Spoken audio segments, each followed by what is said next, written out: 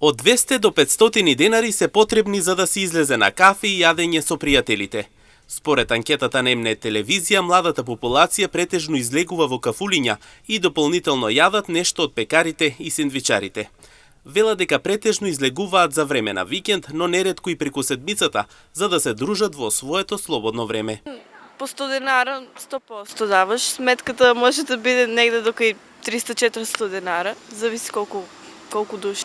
Еба пример, или Нескафе или топло макијато. Па околу 200 денара. Да.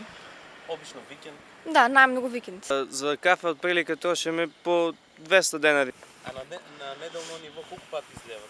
Па повеќе викендот, бидејќи сме на училиште, но излеваме некој пат и во четврток и во петок. Околу 200-300 денари. 200-300 денари. Ако за кафе тие трошат околу 200 денари, што го доведува фактот дека покрај кафе тие зимаат дополнително и некаков пијалок, дополнително за да се купи некаква храна или нешто слично тие трошат до најмногу 500 денари. Да, и тоа плюс... Ако се плюс земе нешто да се јаде? Па најмалку 500 да кажеме.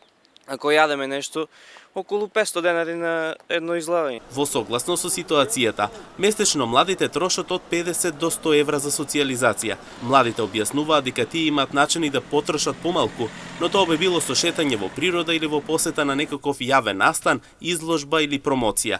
Сепак, она што особено остави впечаток самата анкета е дека младите што учат едва и чекаат да дојде лето за да заработат дополнително средства, се со цел да не бидат товар на родителите.